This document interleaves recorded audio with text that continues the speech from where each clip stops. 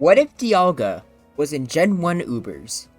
Now don't worry everyone, I know I made my promise that I would go over the creation trio in celebration of 800 subscribers, and you guys have really surprised me, because I already told you the reasons why I couldn't make the videos right away, because of Generation Jumble, but since then, we're now at 835.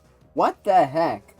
You guys are, like we're growing this community really fast, and that is just so great to see.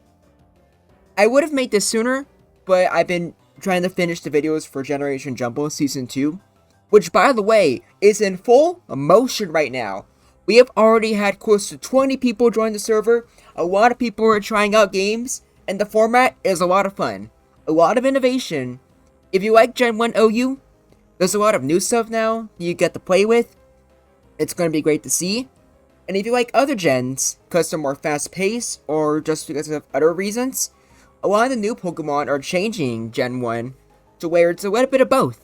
We have Pokemon like Naganadel that are just really fast and can just sweep a lot of things. But we have Pokemon like Iron Hands that benefit from having max stats with everything being bulkier. There's something for everyone, and I would love to see you there. Not to mention, I'm like up at like most hours of the day, so I'm actually going to say this right now. Every single new person that joins gets at least one free match with me. All you need to do is just ping me, and then I'll have a match with you. And the tournament will happen on April 2nd.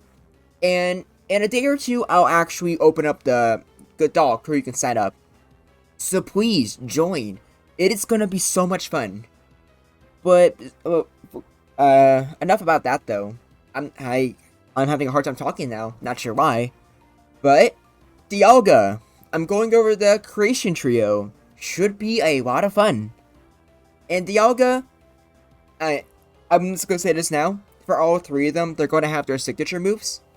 DIALGA's is basically going to be Hyper Beam, but for special.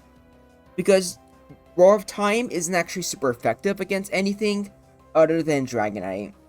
And just the move Roar of Time itself, it's already going to have a lot of benefits. Because for starters, you have, well, I don't know how to spell apparently. But for starters, Roar of Time, you get Hyper Beam as well. So having 250 base power moves that you can hit on the physical and special side is huge. And just like for Hyper Beam, Roar of Time works the exact same way. If you KO a Pokemon, you don't have a recharge turn. Which, as you can imagine, just means that this guy is a huge threat, both physically and specially. But I will say that both of them are pretty risky still. Because it is Gen 1 Ubers, things are very tanky. Mewtwo can survive both of them. I think Mew can also survive both of them. And Roar Time is good because it has no resist, nor does it have any immunities like normal does. At the same time, like, especially for Gen 1 Ubers, everything is just so bulky on the special side, where DIALGA kind of suffers. But don't get me wrong, it's still a very powerful move. And even for most things, I think it's still a 2-hit KO. And luckily, this guy is bulky enough to where he can definitely survive if you need like a turn of recharge. Because starting off with that typing, Steel Dragon, holy crap. That is like the second best type it can probably be. The only thing better would be like, I think, just Steel Psychic. And that's literally it. Let's go over all the things this guy has. He has a Psychic Resist, a Normal Resist, a Flying Resist, which is good because of Zapdos with Drill Peck. You have a freaking Water Resist for Slowbro. You have a Grass Resist, which is, it's a quad, which I don't think Executor is using grass moves anyways, but still, it's funny. You have an Electric Resist for Zapdos as well, so you just resist both of Zapdos' stab. You have a neutrality to Fire, and you have a neutrality to Ice. This guy is just insane. The only thing he's weak against is Ground. But spoiler alert, Ryon and any other ground types fear you because you wear in Blizzard, as you can see here. which only leaves Tauros. But unfortunately for Tauros, you also learn Fire Blast, which for Gen 1 is a 30% chance to burn. Along with that, you also have Earthquake, you have, technically Rock Slide, but it's still whatever. You have Thunderbolt, Thunder Wave, Rest. You have everything you could ever want. Along with that, just insane stats, just all around. 100 defense, 120 defense, with your insane steel typing. You have 150 special attack, 100 special defense, and 90 speed is great. You're not faster than all of the fast mons, which there's even more of in Gen 1 Ubers, going from Jinx to Mew to Mewtwo. But still, that's not a bad speed tier. You outspeed a lot of stuff. And you even have a speed tie with Moltres, which means Fire Spin isn't guaranteed to give you hell. That is not relevant at all, but it's funny. I would go over more, but I don't need to convince you that the DIALGA is great, nor do I need to convince you that it's amazing for the Gen 1 Ubers tier. Especially for how I do these videos, where the implication is this is literally the only new thing being added. Gen 1 Ubers, most of the time, just by adding literally any legendary, that already fundamentally changes just how Ubers works, because now you have a new guaranteed Pokemon. Not always. For Calyx Shadow, being a Psychic Ghost type, ironically, was so garbage for it, because of its like horrible move pool, that it's honestly probably wouldn't even be overpowered in OU. But obviously DIALGA here is the exact opposite. In fact, considering for how I do these videos, I always go with the original movesets. When I did Arceus can't learn Body Slam in Gen 4. He learned it in other gens, but not the original. So his only stab move is Hyper Beam. So I think DIALGA is actually going to be better than Arceus, which is insane to think about, but I don't think anyone's too surprised.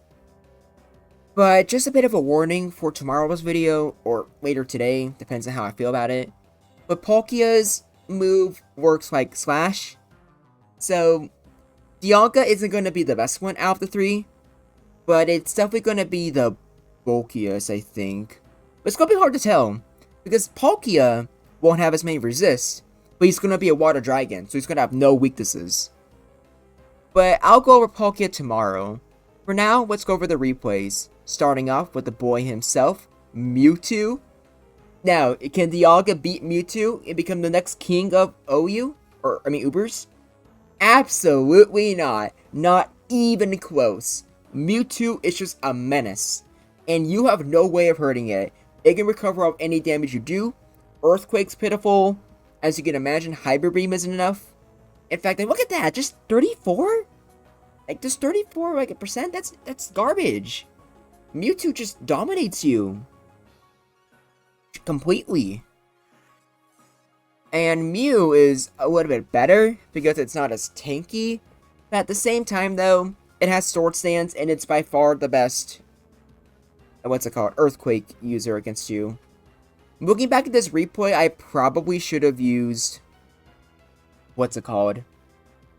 Probably should have used Fire Blast instead. Because I think Fire Blast, it's worth it just for Mew and Tauros alone. Because if you get rid of those Earthquake weaknesses, there's literally nothing that you care about. And also, as you see there, Hyper Beam is still very powerful. It did 61%. So not good against Mewtwo, because it always outspeeds you and goes for Amnesia.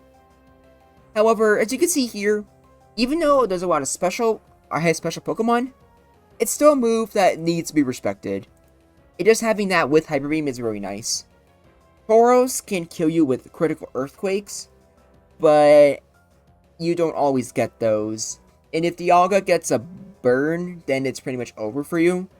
Or not even that, even if you don't have Fire Blast, literally any move and then Roar of Time can kill you. And obviously a critical Roar of Time can just kill, I think, literally everything, including Mewtwo. But that is so risky, I do not think it's worth, in terms of the Mewtwo matchup, For other things, it's probably worth it. Snorlax here. This is a very weird replay, and it just goes down to, depends on the set.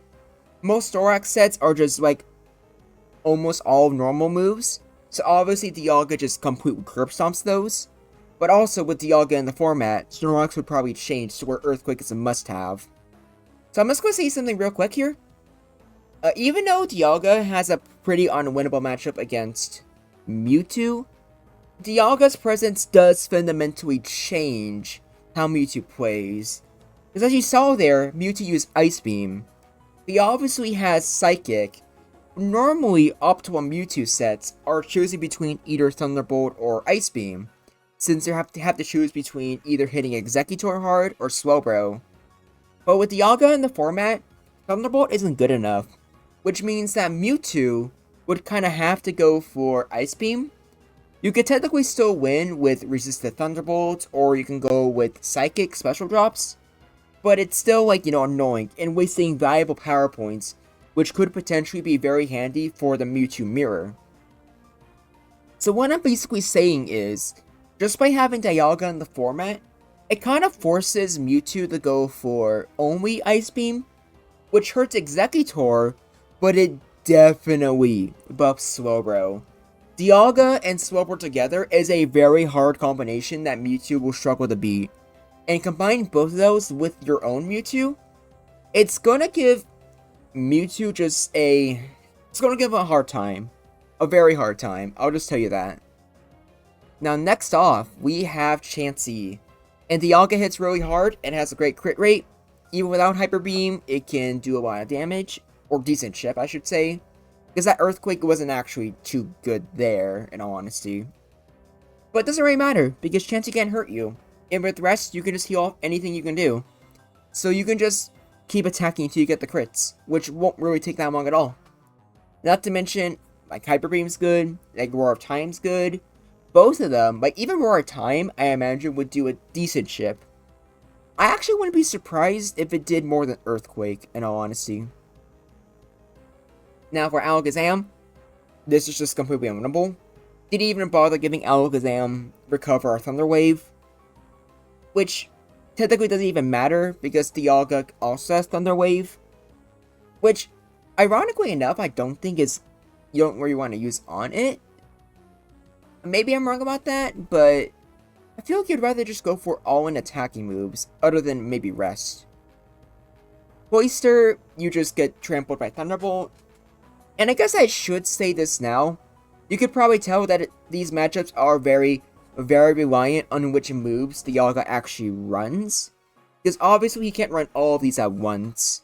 Which on one hand means that a lot of these could be very different. However, at the same time, if you don't know what moves they're actually using, that just means that DIALGA is a very huge threat. And you have absolutely no idea what they're gonna use, or like what they have, until it's too late.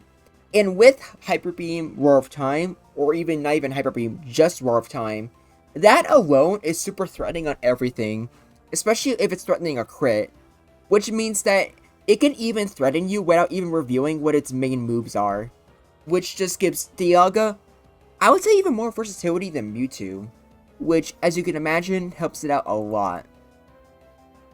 Now against Gengar, even if it gets put to sleep, Nightshade's your only real move, so Gengar I just think doesn't bother with the matchup at all. DIALGA just kind of stomps. And for, I think this is Jolteon, critical double kicks will be doing, like, those numbers. Look at that. That, like, almost did, like, 40%. That's pretty crazy. And look, another double kick. That brought DIALGA to half health. That's pretty impressive, I would say. But for some reason, I still want to put Jolteon in great matchups. Not sure why. I just get the feeling. Now, we wait for it to load. There we go. Jinx versus DIALGA. I would say this is DIALGA's most awkward matchup. If the Pokemon's already put to sleep, obviously DIALGA can just beat it. But without it, it's weird. Jinx can do a lot of damage to you. But also, like, Dialga is also tanky enough to where it might get lucky and wake up. It's safe just to put this in, could go either way. But I would say, outside of Mew and Mewtwo, this is debatably your worst matchup. Which is weird to say, in all honesty.